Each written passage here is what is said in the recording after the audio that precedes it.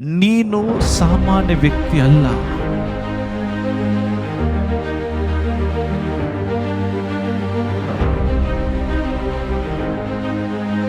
ಇಲ್ಲಿ ದೇವರ ವಾಕ್ಯ ಹೇಳ್ತದೆ, ನೀವು ಮನುಷ್ಯರ ಸ್ವಭಾವದಲ್ಲಿ ಪಾಲುಗಾರರಲ್ಲ, ನೀವು ದೇವರ ಸ್ವಭಾವದಲ್ಲಿ ಪಾಲುಗಾರ. You are the partaker of divine nature.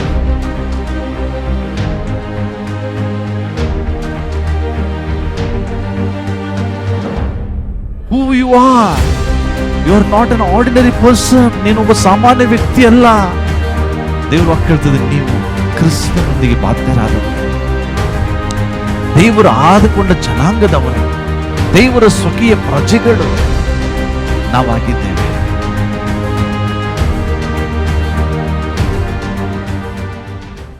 ನಮ್ಮಲ್ಲಿ ಒಂದು ನೆಗೆಟಿವ್ ಮೆಂಟ್ಯಾಲಿಟಿ ಇದೆ. ನಮ್ಮಲ್ಲಿ ನೆಗೆಟಿವ್ ಅಂತ ಹೇಳಿದ್ರೆ ನಕಾರಾತ್ಮಕವಾದ ಮನೋಭಾವನೆಯಿಂದ ಜೀವಿಸ್ತಾ ಇದ್ದೀವಿ. ನಮ್ಮ ಮನಸ್ಥಿತಿ ಹೆಂಗಿದೆ ಅಂದ್ರೆ,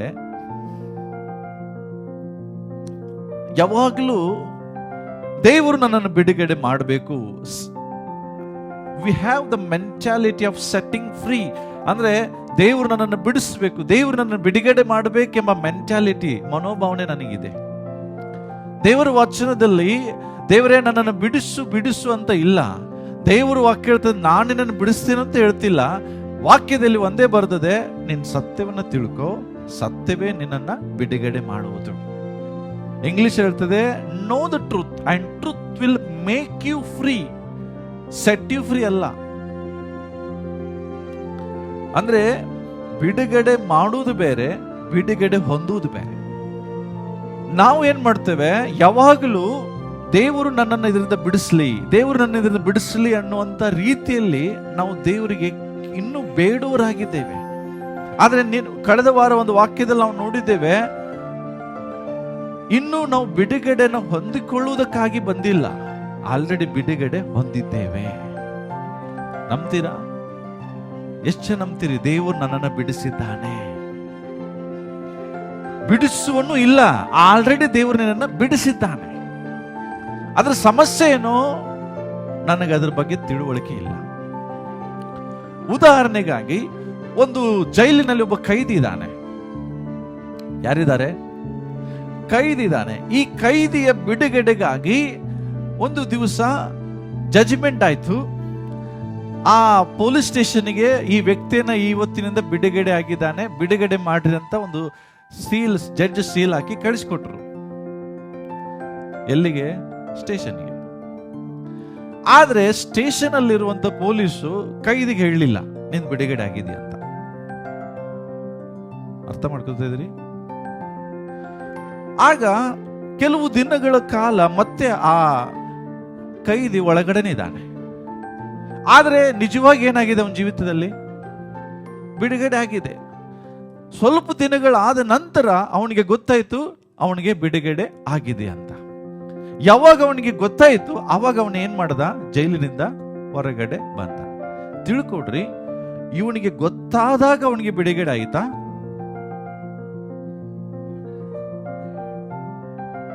ಅವನು ಬಿಡುಗಡೆ ಅವನಿಗೆ ಮುಂಚೆ ಆಗಿದೆ, ಆದ್ರೆ ಅವನು ಹೊರಗಡೆ ಬಂದಿಲ್ಲ. ಯಾಕೆ?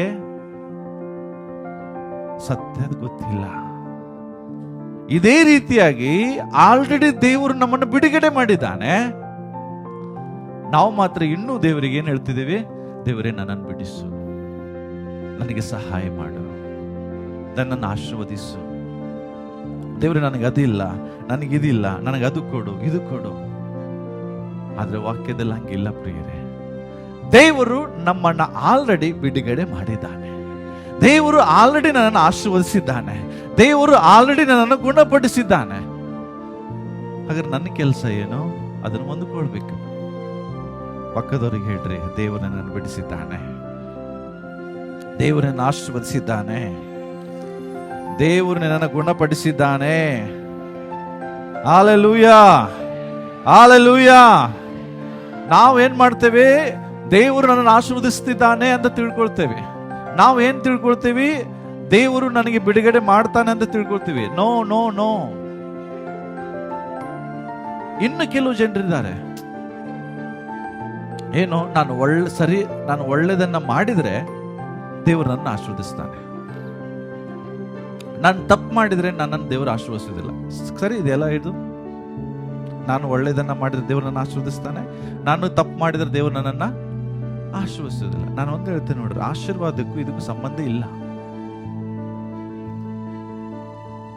ಬಹಳಷ್ಟು ಜನರು ಏನಂದ್ರೆ, ಯಾಕೆ ನೀವು ತಪ್ಪು ಮಾಡಬಾರ್ದು ಅಂತ ಕೇಳಿದ್ರೆ, ಯಾಕೆಂದ್ರೆ ನಾನು ದೇವರು ಆಶೀರ್ವದಿಸ್ಬೇಕಲ್ಲ, ದೇವರನ್ನು ಆಶೀರ್ವದಿಸಬೇಕು, ಅದಕ್ಕಾಗಿ ನಾನೇನ್ ಮಾಡೋದಿಲ್ಲ, ತಪ್ಪು ಮಾಡೋದಿಲ್ಲ. ನೋ, ದೇವರ ಆಶೀರ್ವಾದಕ್ಕಾಗಿ ನೀನು ಪಾಪ ಮಾಡೋದಲ್ಲ. ನೀನು ದೇವರನ್ನ ಪ್ರೀತಿಸಿದ್ರೆ ನೀನು ತಪ್ಪು ಮಾಡೋದಿಲ್ಲ. ನಾನು ಯಾಕೆ ತಪ್ಪು ಮಾಡೋದಿಲ್ಲ, ನನ್ನನ್ನು ದೇವರು ಆಶೀರ್ವದಿಸ್ತಾನಂತ ಅಲ್ಲ, ನಾನು ಯಾಕೆ ತಪ್ಪು ಮಾಡೋದಿಲ್ಲ, ನಾನು ದೇವರನ್ನ ಪ್ರೀತಿಸ್ತೇನೆ. ಹಲೋ, ಅರ್ಥ ಆಗ್ತಿದ್ಯಾ?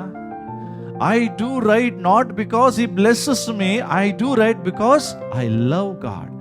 ದೇವರ ವಾಕ್ಯ ಹೇಳ್ತಾರೆ, ನೀನು ದೇವರನ್ನ ಪ್ರೀತಿಸಿದ್ರೆ ದೇವರ ಮೇಲೆ ನಂಬಿಕೆ ಇಡ್ತೀಯ.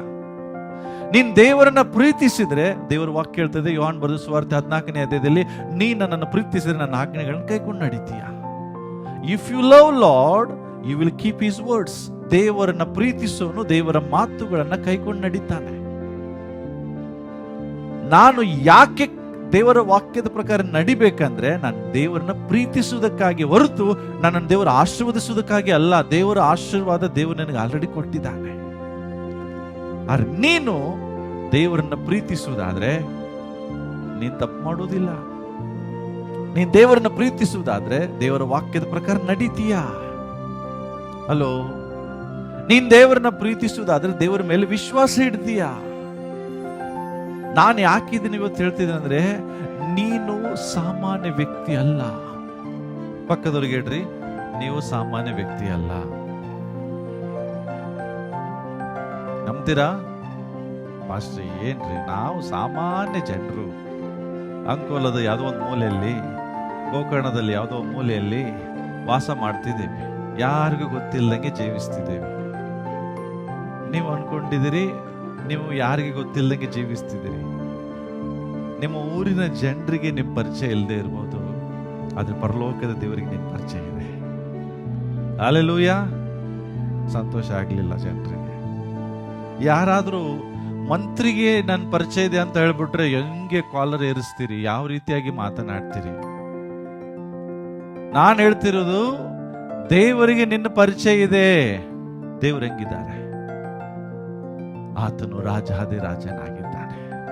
ಯಾವಾಗಲೂ ರಾಜನ ಹಾಗೆ ಆತನಿರ್ತಾನೆ. ನಾವು ಹೇಳ್ತೇವೆ ದೇವರು ನನ್ನನ್ನು ಹಂಗೆ ಮಾಡಿದ್ದಾರೆ, ಬಟ್ ನಮ್ಮ ಜೀವಿಸುವ ಅವಸ್ಥೆ ನೋಡಿದ್ರೆ ಭಿಕ್ಷುಕರಂಗಿರ್ತೇವೆ. ನೋ, ದೇವರನ್ನ ಭೇಟಿ ಆಗುವಾಗ ದೇವರಿಗೆ ಬೆಸ್ಟ್ ಆಗಿರುವುದನ್ನ ಮಾಡ್ರಿ, ಬೆಸ್ಟ್ ಆಗಿರುವುದನ್ನ ಕೊಡ್ರಿ. ಇದು ದೇವರ ಸಾನ್ನಿಧ್ಯ. ಸುಮ್ನೆ ಹೆಂಗೋ ಬರಬೇಡ್ರಿ. ದೇವರ ಸನ್ನಿಧಾನಿಗೆ ಬರುವಾಗ ಅರಸನಂಗೆ ಬರ್ರಿ, ದೇವರ ಮಕ್ಕಳ ಹಾಗೆ ಬರ್ರಿ, ಬೆಸ್ಟ್ ಕ್ಲಾತ್ಸ್ ಅನ್ನು ಹಾಕೊಂಡು ಬರ್ರಿ, ಏನ್ ತೊಂದರೆ ಇಲ್ಲ. ಯಾಕೆ ಕೇಳಿದ್ರೆ ಹೇಳ್ರಿ, ನಾನು ದೇವರ ಸಾನ್ನಿಧ್ಯಕ್ಕೆ ಹೋಗ್ತಾ ಇದ್ದೇನೆ, ದೇವರ ಸಾನ್ನಿಧ್ಯದಲ್ಲಿ ನಾನು ಇರ್ಲಿಕ್ಕೆ ಹೋಗ್ತಿದ್ದೇನೆ, ಇಲ್ಲಿ ದೇವರು ಇದ್ದಾರೆ. ಪ್ರಿಯರೇ, ನಿನ್ನ ನೋಡುವಾಗ ಅನಿಸ್ಬೇಕು ನಿಜವಾಗಿ ದೇವರು ನಿನ್ನ ಜೀವಿತದಲ್ಲಿ ಇದ್ದಾರೆ. ನಂಬಿಕೆ ಅಂದ್ರೆ ಏನು? ಸುಮ್ಮನೆ ಅಲ್ಲ. ನಂಬಿಕೆ ಅಂದ್ರೆ ನಾನು ಯಾವ ದೇವರನ್ನು ಸೇವಿಸ್ತಾ ಇದ್ದೇನೆ ಮೊದಲು ಅದನ್ನು ತಿಳ್ಕೊಳ್ಳೋದು ನಂಬಿಕೆ. ನನ್ನ ದೇವರು ನನಗಾಗಿ ಏನು ಮಾಡಿದ್ದಾನೆ ಅದನ್ನು ತಿಳ್ಕೊಳ್ಳೋದು ನಂಬಿಕೆ. ನನಗಾಗಿ ದೇವರು ಏನು ಮಾಡಿದ್ದಾನೋ ಅದನ್ನು ನಾನು ಹೊಂದಿಕೊಂಡಿದ್ದೇನೆ ಅನ್ನುವಂಥದ್ದು ನಂಬಿಕೆ. ನಾನು ಏನನ್ನ ಹೊಂದಿಕೊಂಡಿದ್ದೇನೋ ಹಾಗೆ ಜೀವಿಸುವುದು ನಂಬಿಕೆ. Act what you believe. ನೀನು ಏನು ನಂಬ್ತೀಯೋ ಅದರ ಪ್ರಕಾರ ಜೀವಿಸು. ದೇವರ ಸಾನ್ನಿಧ್ಯಕ್ಕೆ ಬರ್ತಾ ಇದ್ದೀರಿ, ದೇವರ ಸನ್ನಿಧಾನದಲ್ಲಿ ಬರ್ತಾ ಇದ್ದೀರಿ. ದೇವರು ನಿಮ್ಮನ್ನ ಇಲ್ಲಿ ನೋಡ್ತಾ ಇದ್ದಾನೆ. ನೀವು ದೇವರ ಸನ್ನಿಧಾನಕ್ಕೆ ಬರುವಾಗ ಎಲ್ಲಕ್ಕಿಂತ ಬೆಸ್ಟ್ ಆಗಿರುವುದನ್ನ ದೇವರಿಗೆ ಕೊಡ್ರಿ. Hallelujah, hallelujah. ನಿಮ್ಗೆ ಯಾರ ಪರಿಚಯ ಇದೆ? ದೇವರು ನಮ್ಮನ್ನು ಬಲ್ಲಾತನಾಗಿದ್ದಾನೆ, ನಾವು ದೇವರನ್ನು ತಿಳಿದಾತನಾಗಿದ್ದೇವೆ.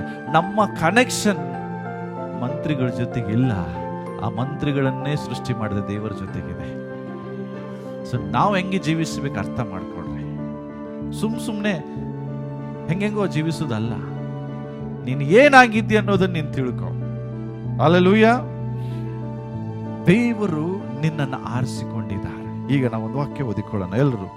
1 ಕೊರಿಂಥದವರಿಗೆ ಬರೆದ ಪತ್ರಿಕೆ 3ನೇ ಅಧ್ಯಾಯ, ಎಲ್ಲರೂ 21ನೇ ವಾಕ್ಯವನ್ನು ತೆಗೆಯೋಣ.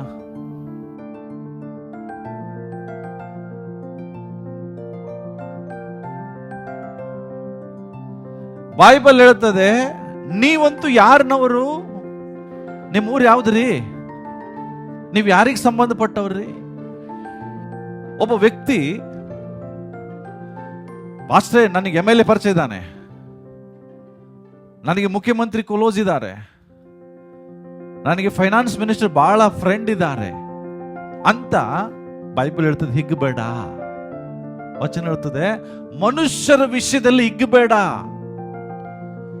ಬಹಳಷ್ಟು ಜನರಿಗೆ ಏನಾದ್ರೂ ದೊಡ್ಡ ದೊಡ್ಡ ಜನರ ಸಂಪರ್ಕ ಇದ್ದು ಬಿಟ್ರೆ ಅವರು ಜೀವಿಸುವ ರೀತಿ ಬೇರೆ, ಅವರು ಮಾತನಾಡುವ ಶೈಲಿ ಬೇರೆ.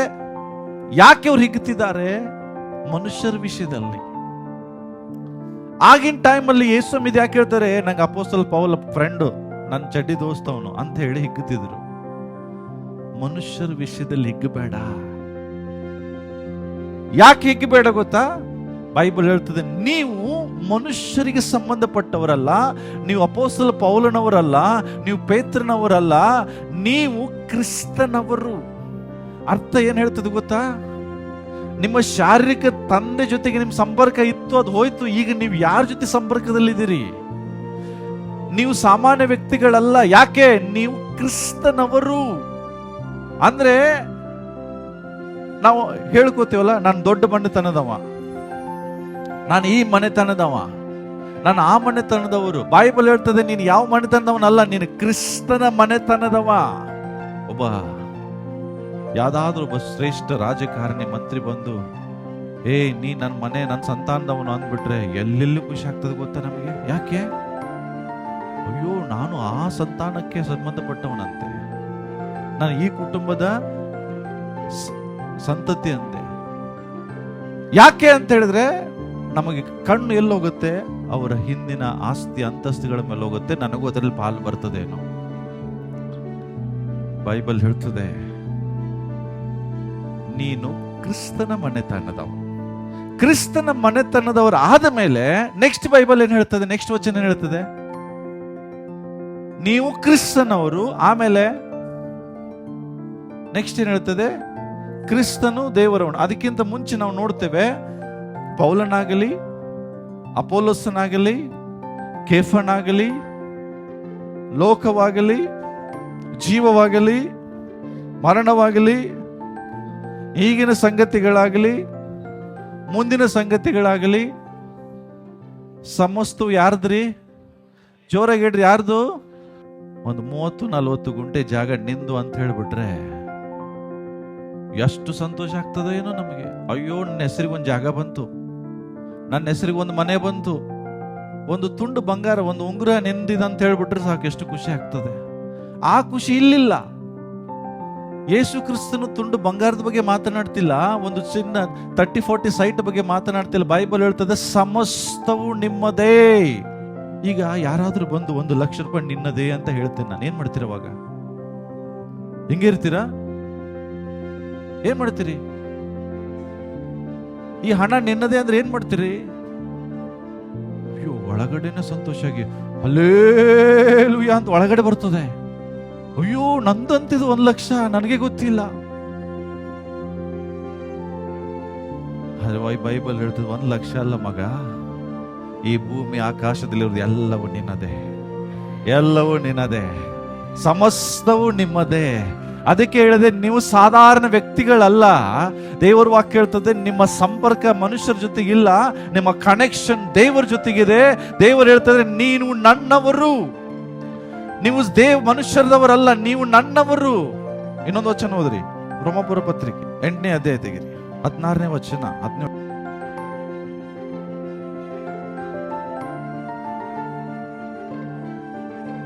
ಹಲೋ, ನಿಮಗೆ ಒಬ್ಬ ಸಾಕ್ಷಿದಾರ ಇದ್ದಾನೆ. ಎದಕ್ಕೆ? ನೀವು ದೇವರ ಮಕ್ಕಳು ಅನ್ನುವುದಕ್ಕಾಗಿ ನಿಮಗೊಬ್ಬ ಸಾಕ್ಷಿ ದೇವರು, ಒಬ್ಬ ವಕೀಲನಿಟ್ಟಿದ್ದಾರೆ ದೇವರು. ಎಷ್ಟು ಸಂತೋಷ ಪಡ್ಬೇಕಲ್ಲ ನೀವು. ಯಾರಾದ್ರೂ ನೀವು ದೇವ್ರ ಮಕ್ಕಳಲ್ಲ ಅಂತ ಜನ ಹೇಳ್ಬೋದಾದ್ರೆ ಪವಿತ್ರಾತ್ಮ ಹೇಳ್ತಾನೆ, ಇಲ್ಲ ಇವರು ದೇವ್ರ ಮಕ್ಕಳು. ಹಲೋ, ನಿಮ್ಮ ಬಗ್ಗೆ ಸಾಕ್ಷಿ ಹೇಳಿಕ್ಕೆ ಯಾರಿದ್ದಾರೆ? ವಕೀಲನಿದ್ದಾನೆ, ಆತನ ಹೋಲಿ ಸ್ಪಿರಿಟ್. ದೇವರ ವಾಕ್ಯ ಹೇಳ್ತದೆ, ನೀವು ದೇವರ ಮಕ್ಕಳಾಗಿದ್ದೀರಿ ಅನ್ನುವುದಕ್ಕೆ ಪವಿತ್ರ ಆತ್ಮನೇ ನಮ್ಮ ಆತ್ಮದೊಂದಿಗೆ ಸಾಕ್ಷಿ ಹೇಳ್ತಾನೆ. ನೆಕ್ಸ್ಟ್ ಹೇಳ್ರಿ, ನೆಕ್ಸ್ಟ್ ಓದ್ರಿ, ಬೇಗ ಓದ್ರಿ. ಮಕ್ಕಳಾಗಿದ್ದರೆ ಅವ್ರೇನಾಗಿದ್ದಾರೆ? ಎದಕ್ಕೆ ಬಾಧ್ಯರು? ಏನಂದ್ರೆ ಆರೋನ್ ಬ್ರದರ್ ಮಗ ಅಂದ್ರೆ ಅವ್ರಿಗಿರುವ ಎಲ್ಲ ಆಸ್ತಿಗೆ ಬಾಧ್ಯನೇ ಯಾರು? ನಿಮ್ಮ ಹೆಸರಿಗೆ ಏನಾದ್ರು ಬರೀತಾರೆ ಅವರು? ಇಲ್ಲ.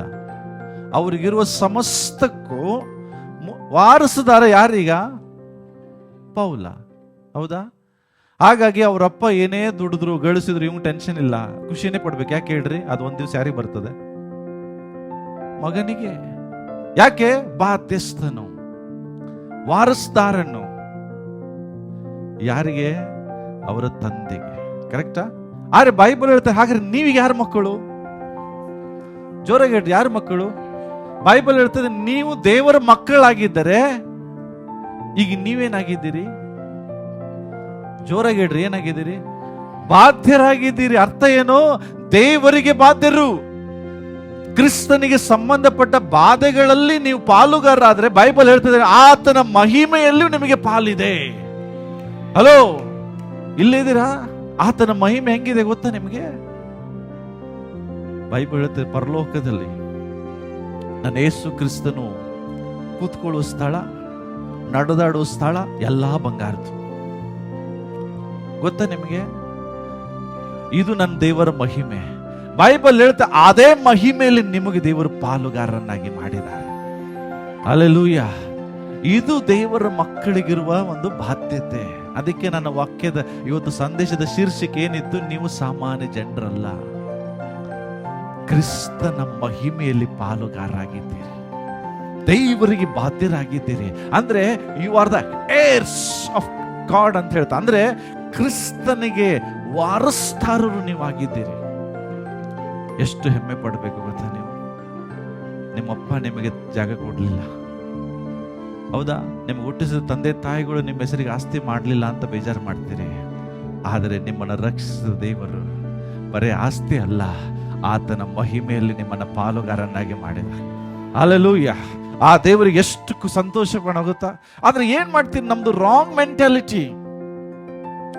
ಒಂಥರ ಏನ್ ಗೊತ್ತಾ, ಕಳ್ಳರ ಮನೋಭಾವನೆ ಇದ್ದಂಗಿರ್ತದೆ. ನಾವು ಕಳ್ಳನ ಮೈಂಡ್ ಸೆಟ್ ಹೆಂಗಿರ್ತದೆ ಗೊತ್ತಾ?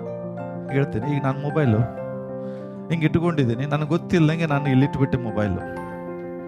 ಕಳ್ಳ ನೋಡ್ದ, ನಾನು ಗೊತ್ತಿಲ್ಲಂಗೆ ನಾನು ಹೋಗ್ಬಿಟ್ಟೆ. ಕಳ್ಳನ ಮೈಂಡ್ ಸೆಟ್ ಏನೀಗ? ಯಾವುದು ಅವನಿಗೆ ಸಂಬಂಧ ಪಟ್ಟಿಲ್ಲ ಅದ್ರ ಮೇಲೆ ಅವನ ಕಣ್ಣು ಹೋಗ್ತದೆ. ಹಲೋ, ಏನು ಕಳ್ಳನ ಮೈಂಡ್ ಸೆಟ್ ಏನು? ಯಾವುದು ಅವನಿಗೆ ಸಂಬಂಧ ಪಟ್ಟಿಲ್ಲ ಅದರ ಮೇಲೆ ಅವನ ಕಣ್ಣು ಹೋಯ್ತು. ಅವನೇನ್ ಮಾಡ್ದ? ತನ್ನದೇ ಅಲ್ಲದೆ ಇರುವುದನ್ನ ತಗೊಂಡು ಕದ್ಕೊಂಡು ಮಾರಿ ಸ್ವಲ್ಪ ಹಣ ಮಾಡ್ತಾನೆ. ಆದ್ರೆ ಅವೇನ್ ತಿಳ್ಕೊಳ್ತಾನೆ? ಈ ಕಳ್ಳತನ ಮಾಡಿದ ವಸ್ತುವಿಂದ ಮಾಡಿದ ಹಣ ನನಗೆ ಶ್ರೀಮಂತನಾಗಿ ಮಾಡ್ತದೆ ಅಂದ್ರೆ no no no no no. ಕಳ್ಳ ಅವನ ಮೈಂಡ್ ಸೆಟ್, ಅವನ ಮನೋಭಾವನೆ ಯಾಕೆ ತಪ್ಪಾಗಿರ್ತದಂದ್ರೆ, ತನಗಲ್ಲದೆ ಇರುವುದ್ರ ಮೇಲೆ ಆಸೆ ಪಡುವಾಗಲೇ ತಾನು ಬಡವನಾಗುವುದಕ್ಕಾಗಿ ಅವನ ಪ್ರೋಗ್ರಾಮ್ ಮಾಡ್ಕೊಳ್ತಿದ್ದಾನೆ. ಕಳ್ಳರು ಶ್ರೀಮಂತರಾಗಿದ್ದಾರ?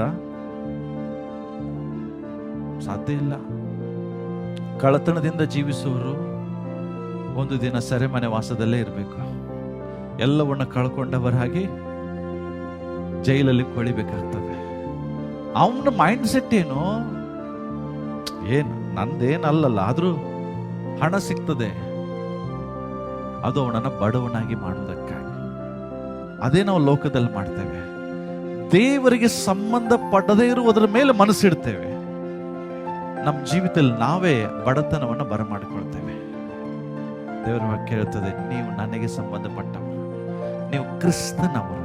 ಅದಕ್ಕಾಗಿ ಹೇಳ್ತದೆ, ನೀವು ಇಹಲೋಕದವರಲ್ಲ, ನೀವೆಲ್ಲಿಯವರು? ಲೋಕದವರು. ಅದಕ್ಕೋಸ್ಕರ ಇಹಲೋಕದ ನಡವಳಿಕೆಯನ್ನು ಅನುಸರಿಸಬೇಡ್ರಿ, ಅದು ನಿಮಗೆ ಸಂಬಂಧಪಟ್ಟದ್ದಲ್ಲ. ಪರಲೋಕದ ಭಾವದವರಾಗಿರ್ರಿ. ನಿಮಗೆ ಸಂಬಂಧಪಟ್ಟದ್ದು ಅದು. ಅದನ್ನು ಹುಡುಕ್ರಿ, ಅದಕ್ಕಾಗಿ ತವಕಿಸ್ರಿ. ಯಾಕೆಂದ್ರೆ ನೀವು ದೇವರ ಮಕ್ಕಳಾಗಿದ್ದೀರಿ. ಹಲ್ಲೆಲೂಯಾ. ನೀವು ಸಾಮಾನ್ಯ ಜನರಲ್ರಿ. ದೇವರು ನಿಮ್ಮನ್ನ ತನ್ನ ಸ್ವಕೀಯ ಪ್ರಜೆಗಳನ್ನಾಗಿ, ತನ್ನ ಯಾಜಕ ವರ್ಗದವರನ್ನಾಗಿ ದೇವರು ನಿಮ್ಮನ್ನು ನೇಮಿಸಿದ್ದಾನೆ. ಕಳ್ಳನ ಮನೋಭಾವನೆ ನಮಗಿರಬಾರ್ದು. ನಾವು ಯಾವಾಗಲೂ ನಮ್ಮ ಜೀವಿತವನ್ನ ದೇವರ ವಾಕ್ಯದಿಂದ ಪ್ರೋಗ್ರಾಮ್ ಮಾಡಿಕೊಳ್ಬೇಕು. ದೇವರ ವಾಕ್ಯ ಹೇಳ್ತದೆ, ದೇವರ ವಾಕ್ಯವು ನನ್ನ ಕಾಲಿಗೆ ಏನಾಗಿದೆ? ದೀಪ. ಅಂದ್ರೆ ನಾನು ಆ ದೇವರ ವಾಕ್ಯದ ಬೆಳಕಿನಲ್ಲಿ ನಂಬಿಕೆಯಿಂದ ನಡಿಬೇಕು. ಆಶೀರ್ವಾದಕ್ಕಾಗಿ ಹುಡುಕುವುದು ಅವಶ್ಯಕತೆ ಇಲ್ಲ.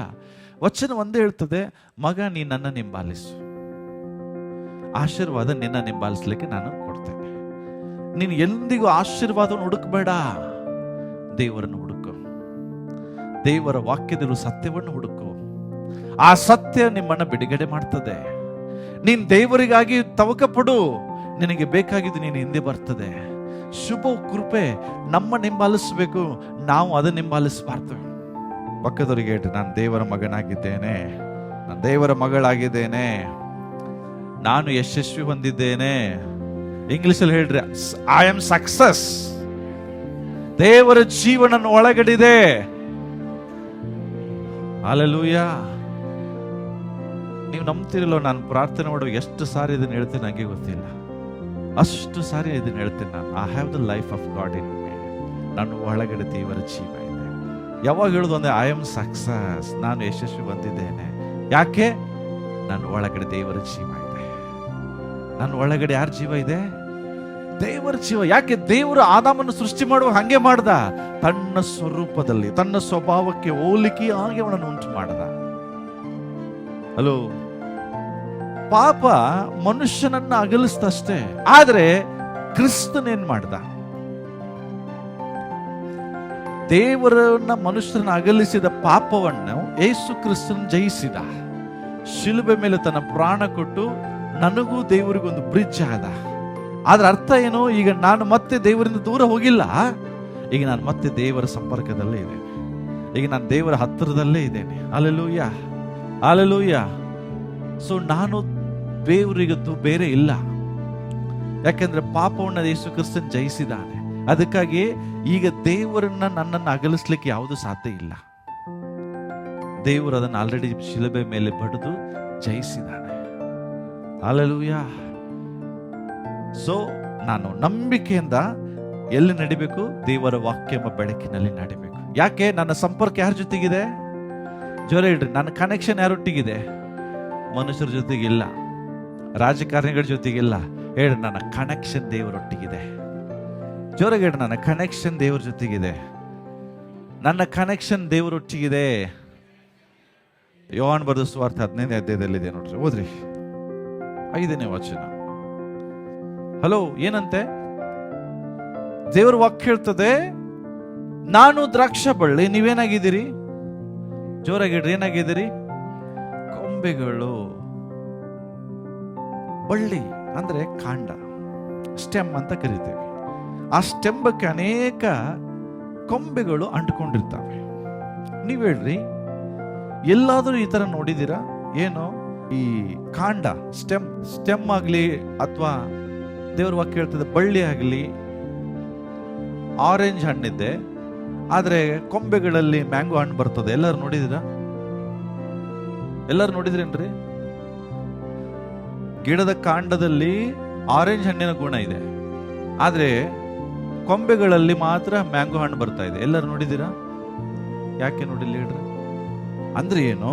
ಈ ಕಾಂಡದಲ್ಲಿ ಏನಿದೆಯೋ ಅದೇ ಎಲ್ಲಿ ಹೋಗ್ಬೇಕು, ಬಳ್ಳಿಯಲ್ಲಿ ಏನಿದೆಯೋ ಅದೇ ಎಲ್ಲಿ ಹೋಗ್ಬೇಕು. ದೇವರ ವಾಕ್ಯ ಏನ್ ಹೇಳ್ತದೆ? ಪ್ರಿಯರಿ, ನಾನು ಹೇಳ್ತೀನಿ, ವಾಕ್ಯ ಓದುವಾಗೆಲ್ಲ ನನಗೆ ಬಹಳ ಸಂತೋಷ ಆಗ್ತದೆ. ದೇವರು ಯೇಸು ಹೇಳ್ತಾರೆ ಗೊತ್ತಾ? ನಾನು ಏನಾಗಿದ್ದೇನೆ? ಬಳ್ಳಿ, ನೀವೇನಾಗಿದ್ದೀರಿ? ಕೊಂಬೆ. ಅರ್ಥ ಏನು? ನನ್ನಲ್ಲಿರುವುದು ಯಾರಲ್ಲಿದೆ? ನಿಮ್ಮಲ್ಲಿದೆ. ಅಂದ್ರೇನು? ಬಳ್ಳಿಯಲ್ಲಿರುವ ಜೀವ ಕೊಂಬೆ ಒಳಗಡೆ ಬರ್ತದೆ. ಬಳ್ಳಿಯಲ್ಲಿರುವಂತ ಎಲ್ಲಾ ಶಕ್ತಿ ಕೊಂಬೆಗೆ ಬರ್ತದೆ. ಬಳ್ಳಿಯಲ್ಲಿರುವ ಎಲ್ಲ ಸ್ವಭಾವಗಳು ಕೊಂಬೆಯಲ್ಲಿ ಬರ್ತದೆ. ಹಲೋ, ಯೇಸು ಕ್ರಿಸ್ತನು ನಮ್ಮನ್ನು ಎಷ್ಟು ಕನೆಕ್ಷನ್ ಅಲ್ಲಿ ಇಟ್ಟಿದ್ದಾನೆ ನೋಡ್ರಿ. ನಮ್ಮನ್ನು ಎಷ್ಟು ಪ್ರೀತಿಸ್ತಿದ್ದಾನೆ ಅಂದ್ರೆ, ಮಗನೇ ಮಗಳೇ, ನಾನು ಬಳ್ಳಿ ಆದ್ರೆ ನೀವು ಕೊಂಬೆಗಳು. ಅರ್ಥ ಏನು? ನೀವು ಚಿಂತೆ ಮಾಡೋ ಅವಶ್ಯಕತೆ ಇಲ್ಲ. ನಿನ್ನ ಕೆಲಸ ನನ್ನ ಜೊತೆಗಿದ್ರೆ ಸಾಕು. ನನ್ನಲ್ಲಿರುವ ಜೀವ, ನನ್ನಲ್ಲಿರುವ ಸಮೃದ್ಧಿ, ನನ್ನಲ್ಲಿರುವ ಆರೋಗ್ಯ ಎಲ್ಲವೂ ಆಟೋಮೆಟಿಕ್ ಆಗಿ ನಿಮ್ಮ ಒಳಗಡೆ ಬರ್ತದೆ. ನೀನು ಪ್ರೇಯರ್ ಮಾಡ್ಬೇಕಂತ ಅವಶ್ಯಕತೆ ಇಲ್ಲ. ಕೊಂಬೆ ಯಾವಾಗ ಫಲ ಬರ್ತದೆ, ಯಾವಾಗ ಫಲ, ಟೆನ್ಷನ್ ಮಾಡೋದಿಲ್ಲ. ಕೊಂಬೆ ಕೆಲಸ ಏನು? ಬಳ್ಳಿ ಜೊತೆಗೆ ಇರ್ತದೆ ಅಷ್ಟೇ. ಆ ಇಡೀ ಬಳ್ಳಿಯಲ್ಲಿ ಸುಂದರವಾದದ್ದು ಎಲ್ಲಿ ಕಾಣಿಸ್ತದೆ? ಬಳ್ಳಿಯಲ್ಲ, ಕೊಂಬೆಯಲ್ಲಿ. ನೀನು ಕ್ರಿಸ್ತನ ಜೊತೆಗೆ ಇದ್ರೆ ಸಾಕು, ನಿನ್ನ ಜೀವಿತ ಸುಂದರವಾಗ್ತದೆ. ಫಲ ಬಳ್ಳಿ ತಿನ್ನುವುದಿಲ್ರಿ, ಬಳ್ಳಿ ತಗೊಳ್ಳೋದಿಲ್ಲ. ಫಲ ಕೊಂಬೆಗೆ ಕೊಡ್ತದೆ. ನೀನ್ ಫಲ ಭರಿತನಾಗು. ಫಲ ಅಂದ್ರೆ ಆಶೀರ್ವಾದ. ದೇವರು ವಾಕ್ಯ ಹೇಳ್ತದೆ, ಆಶೀರ್ವಾದ ನಿನ್ಗೆ ಆಟೋಮೆಟಿಕ್ ಆಗಿ ಬರ್ತದೆ. ಯಾವಾಗ? ನಿನ್ ಕ್ರಿಸ್ತನ ಜೊತೆಗೆ ಸಂಪರ್ಕದಲ್ಲಿರೋ ಸಾಕು. ಅದಕ್ಕೆ ಹೇಳ್ತದೆ, ನಿನ್ನ ಕನೆಕ್ಷನ್ ಯಾರ ಜೊತೆಗಿರ್ಬೇಕು? ಜೋರಾಗಿ ಯಾರ ಜೊತೆಗಿರ್ಬೇಕು? ಸೇಮ್ ಲೈಫ್, ಯೇಸು ಕ್ರಿಸ್ತನು ಅಂತ ಅದೇ ಜೀವ ನಮ್ಮ ಒಳಗಡೆ ಇದೆ. ಅದಕ್ಕೆ ಈ ವಾಕ್ಯವನ್ನು ಓದುವಾಗಲೇ ಹೇಳ್ತೇನೆ, I have the life of God in me. ನಾನು ಒಳಗಡೆ ಯೇಸುವಿನ ಜೀವ ಇದೆ. ಯಾಕೆ ಅದೇ ಹೇಳ್ತದಲ್ಲ, ಕಾಂಡದಲ್ಲಿ ಇರುವುದು ಬಳ್ಳಿಗೆ ಬರ್ತದೆ, ಬಳ್ಳಿಯಲ್ಲಿರುವುದು ಕೊಂಬೆಗೆ ಹೋಗ್ತದೆ. ನಾನು ಒಳಗಡೆ ಯೇಸುವಿನ ಜೀವ, ಯೇಸುವಿನ ಆರೋಗ್ಯ, ಯೇಸುವಿನ ಸಮೃದ್ಧಿ, ಯೇಸುವಿನ ಸಂತೋಷ, ಯೇಸುವಿನ ಸಮಾಧಾನ ನಾನು ಒಳಗಡೆ ಇದೆ. ನೀವು ವಾಕ್ಯವನ್ನ ನಂಬಬೇಕು, ವಾಕ್ಯವನ್ನ ತಿಳ್ಕೊಳ್ಬೇಕು. ಆವಾಗಲೇ ಬಿಡುಗಡೆ. ಇಲ್ಲಾಂದ್ರೆ ಬಿಡುಗಡೆ ಆಗುದಿಲ್ರಿ. ನಾನು ನಿಮ್ಗೆ ಹೇಳ್ತಿದ್ದೀನಿ, ನೀನು ಯಾರು ಅನ್ನೋದು ನಿಮ್ಗೆ ತೋರಿಸಿಕೊಡ್ತಾ ಇದ್ದೇನೆ. Who you are. You are not an ordinary person. ನೀನೊಬ್ಬ ಸಾಮಾನ್ಯ ವ್ಯಕ್ತಿ ಅಲ್ಲ. ದೇವರು ವಾಕ್ಯ ಹೇಳ್ತದೆ, ನೀವು ಕ್ರಿಸ್ತನೊಂದಿಗೆ ಬಾಧ್ಯರಾದವರು, ದೇವರು ಆದುಕೊಂಡ ಜನಾಂಗದವರು, ದೇವರ ಸ್ವಕೀಯ ಪ್ರಜೆಗಳು ನಾವಾಗಿದ್ದೇವೆ. 2 ಪೇತ್ರ 1:4 ಓದ್ರಿ. ದೇವರ ವಾಚನ ಹೇಳ್ತದೆ, ನೀವು ಲೋಕದಲ್ಲಿ ಉಂಟಾದ ದುರಾಶೆಯಿಂದ ಉಂಟಾದ ಕೆಟ್ಟತನಕ್ಕೆ ತಪ್ಪಿಸಿಕೊಂಡು ಎಲ್ಲಿ ಪಾಲುಗಾರರಾಗಿರ್ಬೇಕಂತೆ? ಹಲೋ ಹೇಳ್ರಿ, ಎಲ್ರು ಹೇಳ್ರಿ. ದೇವರ ಸ್ವಭಾವದಲ್ಲಿ ಪಾಲನ್ನ ಹೊಂದಿ. ಇಂಗ್ಲಿಷ್ ಹೇಳ್ತಾರೆ, you are a partaker of divine nature. ದೇವರ ಸ್ವಭಾವದಲ್ಲಿ ನೀವು ಪಾಲುಗಾರರು. ಪಕ್ಕದವರಿಗೆ ಹೇಳ್ರಿ, ದೇವರ ಸ್ವಭಾವದಲ್ಲಿ ನೀವು ಪಾಲುಗಾರರು. ಪಾಲುಗಾರ ಅಂದ್ರೆ ಏನು ಗೊತ್ತಾ? ಒಬ್ಬ 2 ಬಿಸ್ನೆಸ್ ಮ್ಯಾನ್ಗಳಿರ್ತಾರೆ. ಅವರಿಬ್ರು ಸೇರಿ ಬಿಸ್ನೆಸ್ ಮಾಡುವಾಗ ಅದ್ರಿಗೆ ಲಾಭ ಬರ್ತದೆ. ಲಾಭ ಬಂದಾಗ ಅದಕ್ಕೆ ಪಾಲುಗಾರ ಯಾರು? ಒಬ್ಬನೇನಾ? ಜೋರಾಗಿ ಹೇಳ್ರಿ. ಏನು ಪಾಲುಗಾರ? ಒಬ್ಬನೇನಾ? ಇಬ್ರು ಪಾಲುಗಾರರು, ಇಬ್ರು ಶೇರ್ ಮಾಡ್ಕೋತಾರೆ ತಮ್ಮ ತಮ್ಮ ಲಾಭವನ್ನ. ಇಲ್ಲಿ ದೇವರ ವಾಕ್ಯ ಹೇಳ್ತದೆ, ನೀವು ಮನುಷ್ಯರ ಸ್ವಭಾವದಲ್ಲಿ ಪಾಲುಗಾರರಲ್ಲ, ನೀವು ದೇವರ ಸ್ವಭಾವದಲ್ಲಿ ಪಾಲುಗಾರರು. You are the partaker of divine nature. ಸ್ವಭಾವ ಅನ್ನುವಾಗ ತಿಳ್ಕೊಡ್ರಿ, ಕೇವಲ ಗುಣಗಳ ಬಗ್ಗೆ ಬರ್ತದೆ. ಗುಣ ಬೇರೆ, ಸ್ವಭಾವ ಬೇರೆ. ಹಲೋ, ಆಟಿಟ್ಯೂಡ್ ಅಂತ ಕರೀತಾರೆ. ಸಿಂಹದ ಸ್ವಭಾವ ಬೇರೆ, ಆನೆಯ ಸ್ವಭಾವ ಬೇರೆ. ಗೊತ್ತಾ ನಿಮಗೆ? ಯಾಕೆ ಸಿಂಹ ಜಂಗಲಿನ ರಾಜ ಅಂತ ಕರೆಸ್ತದೆ? ಕರೆಕ್ಟಾ? ಸಿಂಹ ಜಂಗಲ್ ರಾಜನ? ಕಾಡಿನ ರಾಜ ಯಾರು? ಹುಲ್ಲಿಗೆ ಕರೆಯುವುದಿಲ್ಲ, ಆನೆಗೂ ಕರೆಯುವುದಿಲ್ಲ, ನೀರ ಆನೆಗೂ ಕರೆಯುವುದಿಲ್ಲ, ಗೇಂಡ ಮೃಗಗೂ ಕರೆಯುವುದಿಲ್ಲ, ಮೊಸಳೆಗೂ ಕರೆಯುವುದಿಲ್ಲ. ಸಿಂಹಗೆ ಯಾಕೆ ಕರೀತಾರೆ? ಸಿಂಹ ಆನೆಗಿಂತ ದಪ್ಪ ಇದೆಯಾ? ಶಕ್ತಿಶಾಲಿ ಇದೆಯಾ? ಆನೆ ಒಂದು ತುಳಿದ್ರೆ ಸಿಂಹ ಸತ್ತು ಹೋಗ್ಬೇಕು. ಶಕ್ತಿಶಾಲಿ ಯಾವುದು? ಆನೆ. ಜಿರಾಫೆ ಎಲ್ಲಕ್ಕಿಂತ ಹೈಟ್, ಹೌದಾ? ಫಾಸ್ಟ್ ಓಡಕರ ಬರ್ತದ ಅದಕ್ಕೆ, ಸಿಂಹಕ್ಕೆ? ಮಾತಾಡ್ರಿ. ಜೋರಾಗಿ ಓಡಕ್ ಬರಲ್ಲ. ಆನೆ ಅಷ್ಟು ಶಕ್ತಿ ಇಲ್ಲ, ಜಿರಾಫೆ ಅಂತ ಹೈಟ್ ಇಲ್ಲ, ಆದ್ರೂ ರಾಜ ಅದೇ. ಯಾಕೆ? ಸ್ವಭಾವ. That is called attitude. 4:4 ತೆಗಿರಿ. 1 John 4:4. ದೇವರ ವಾಕ್ಯ ಹೇಳ್ತಾರೆ, ನನ್ನ ಡ್ಯಾಡಿ ದೇವರಾಗಿದ್ದಾರೆ, ಪರಲೋಕದಲ್ಲಿರುವ ದೇವರು ನನ್ನ ತಂದೆ ಆಗಿದ್ದಾರೆ. ವಾಕ್ಯ ಹೇಳ್ತದೆ, ನೀವು ಯಾರಿಂದ ಹುಟ್ಟಿದಿರಿ? ಎಂತ ವಾಕ್ಯ ರೀ! ಯೋಹಾನ್ ಬರೆದ ಸುವಾರ್ತೆ 1:12 ಇದೇ ಹೇಳ್ತದೆ, ಯಾವನಾದ್ರೂ ಯೇಸುವಿನ ಮೇಲೆ ನಂಬಿಕೆ ಇಟ್ರೆ ಅವನು ಮನುಷ್ಯರಿಂದ ಹುಟ್ಟಿದ್ದಿಲ್ಲ, ಅವನಿಗೆ ದೇವರಿಂದಲೇ ಹುಟ್ಟಿದ್ದಾನೆ.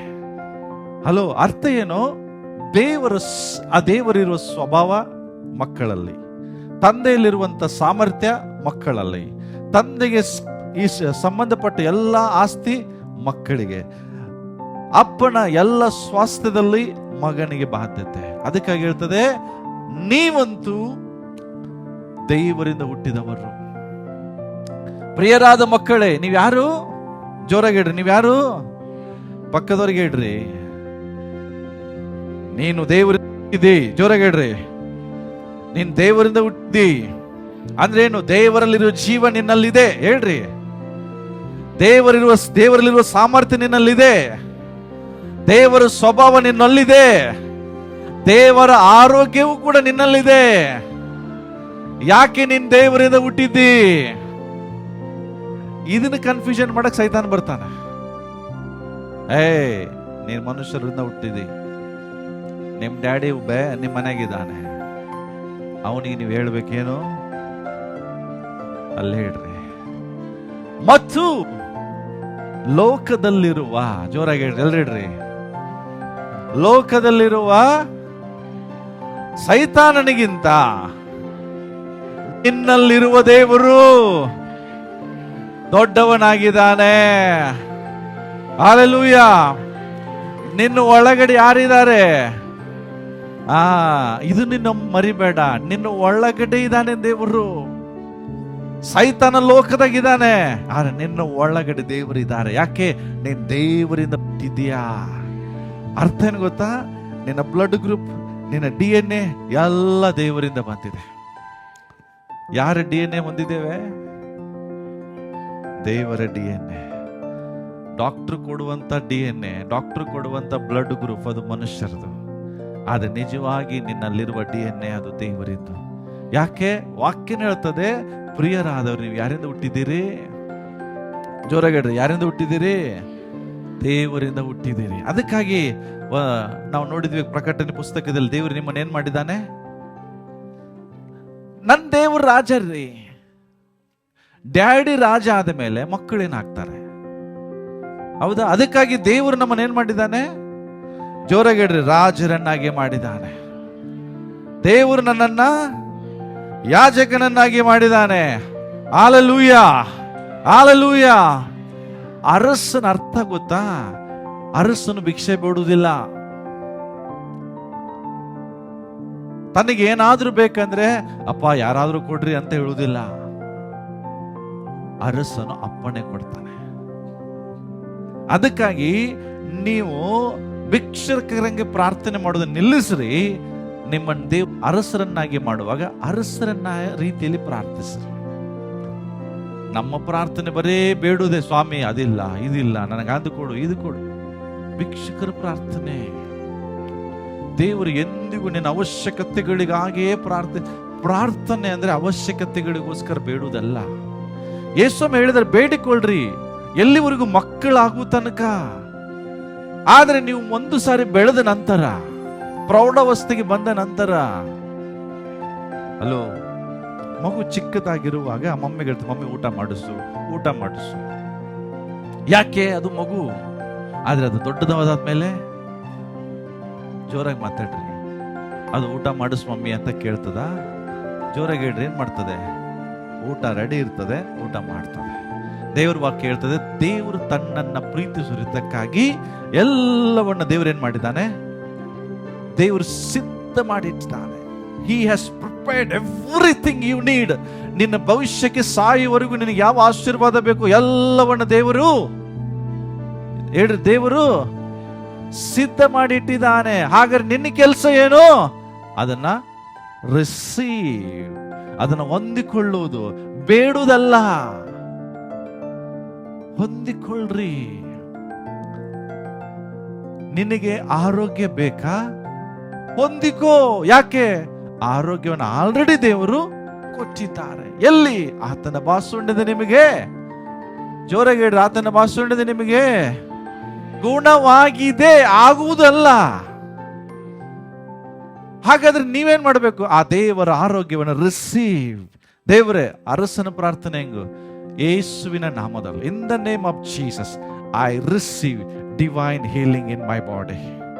ಯೇಸು ಕ್ರಿಸ್ತ ನಾಮದಲ್ಲಿ ದೇವರ ಆರೋಗ್ಯವನ್ನು ನಾನು ಹೊಂದಿಕೊಳ್ತೇನೆ. ಕೊಡುವಲ್ಲ, ಹೊಂದಿಕೊಳ್ತೇನೆ. ಹಲೋ, ಇದು ಅರಸನು ಮಾಡುವ ಪ್ರಾರ್ಥನೆ. ಅರಸನು ಭಿಕ್ಷೆ ಬಿಡುವುದಿಲ್ಲ, ಆತನು ಅಪ್ಪಣೆ ಕೊಡ್ತಾನೆ. ದೇವರು ನಿನಗೆ ಅಪ್ಪಣೆ ಕೊಡು ಅಂತ ಹೇಳಿದ್ರೆ, ದೇವರು ನಿನಗೆ ಹೊಂದಿಕೊಳ್ಳಲಿಕ್ಕೆ ಆಲ್ರೆಡಿ ರಿಟರ್ನ್ ಸಿಗ್ನೇಚರ್ ಮಾಡಿದಂತ ಚೆಕ್ ಇದೆ. ನಿನ್ನ ಕೆಲಸ ಅದನ್ನ ಬ್ಯಾಂಕಿಗೆ ಹೋಗಿ ಕೊಡುದು, ಹೊಂದಿಕೊಳ್ಳುದು. ಅದಕ್ಕೆ ಹೇಳ್ತೇನೆ, ನನ್ನ ನಾಮದಲ್ಲಿ ನೀವು ಏನು ಹೇಳ್ತೀರೋ, ಏನನ್ನ ಕೇಳ್ಕೊಳ್ತೀರೋ ಅದೆಲ್ಲ ನಿಮಗೆ ಹೊಂದಿಕೊಳ್ತೀರಿ. ಅರ್ಥ ಏನು? ತಂದೆಯಾದ ದೇವರು ಯೇಸು ಕ್ರಿಸ್ತನ ಹೆಸರಿನಲ್ಲಿ ಎಲ್ಲವನ್ನ ರೆಡಿ ಮಾಡಿ ಸೈನ್ ಮಾಡಿದ್ದಾರೆ. ನೀವು ಯೇಸು ಸ್ವಾಮಿ ಹೆಸರು ಹೇಳಿದ್ರೆ ಸಾಕು, ಪಟಕ್ಕನೆ ಸಿಗ್ತದೆ. ಹೊಂದಿಕೊಳ್ಳ್ರಿ. ರಾಜನನ್ನಾಗಿ ಮಾಡಿದ್ದು ಯಾರು? ಇದು ನಿಮ್ಮ ಪ್ಲಾನಾ? ನನ್ನ ಯೋಜನೆನಾ? ಇದು ಯಾರ್ದು ಯೋಜನೆ? ನೀವು ಯಾವಾಗಲೂ ಪ್ರೇಯರ್ ಮಾಡಿದ್ರೆ ದೇವರ ನನ್ನ ರಾಜನಾಗಿ ಮಾಡಂತ ನಾವು ಯಾರು ಕೇಳಿಕೊಳ್ಳಿಲ್ಲ, ನಾವು ಬೇಡಲಿಲ್ಲ. ಇದು ದೇವರ ಯೋಜನೆ. ದೇವರು ಆದಾಮನನ್ನು ಸೃಷ್ಟಿ ಮಾಡಿದಾಗ ಅರಸನಾಗಿ ಸೃಷ್ಟಿ ಮಾಡಿದ್ದ. ಅದಕ್ಕಾಗಿ ಅವನನ್ನು ಸೃಷ್ಟಿ ಮಾಡಿದಾಗ ಒಂದೇ ಮಾತು ಹೇಳ್ದ, ಇಡೀ ಭೂಲೋಕದಲ್ಲೆಲ್ಲ ತುಂಬಿಕೊಳ್ಳ್ರಿ, ಆಳ್ವಿಕೆ ಮಾಡ್ರಿ, ಇದ್ರ ಮೇಲೆ ದೊರೆತನ ಮಾಡ್ರಿ, ಇದನ್ನ ವಶಪಡಿಸಿಕೊಳ್ಳ್ರಿ ಅಂತ ಹೇಳ್ದ. ಹಲೋ, ಆದಾಮನನ್ನು ದೇವರು ಸೃಷ್ಟಿ ಮಾಡಿದಾಗ ಅರಸನ ಹಾಗೇ ಸೃಷ್ಟಿ ಮಾಡಿದ. ಅದಕ್ಕೆ ತನ್ನ ಸ್ವಭಾವದಲ್ಲಿ ಇವತ್ತು ದೇವರು ನಿಮ್ಮನ್ನು ಅದೇ ರೀತಿಯಾಗಿ ನೋಡ್ತಾ ಇದ್ದಾನೆ. ಏನಂತ? ಅರಸನನ್ನಾಗಿ ಮಾಡ್ರಿ. ನಿಮ್ಮ ಪಕ್ಕದಲ್ಲಿ ಕೂತಂತವರು ದೇವರ ಮಕ್ಕಳು. ಒಂದು ವೇಳೆ ನೀವು ಹೊಸದಾಗಿ ಹುಟ್ಟಿರುವುದಾದ್ರೆ ನೀವು ಅರಸರಾಗಿದ್ದೀರಿ, ಯಾಜಕ ವರ್ಗದವರಾಗಿದ್ದೀರಿ. ಅರಸನಂಗೆ ಪ್ರಾರ್ಥಿಸ್ರಿ, ದೇವರು ನಿಮ್ಮನ್ನು ಸನ್ಮಾನಿಸ್ತಾರೆ. ದೇವರು ನಿಮ್ಮನ್ನು ಆಶ್ವಾಸಿಸಿ. ನಾವು ಎದ್ದು ನಿಂತುಕೊಂಡು ಪ್ರಾರ್ಥನೆ ಮಾಡಿಕೊಳ್ಳೋಣ ಪ್ರಿಯರೇ.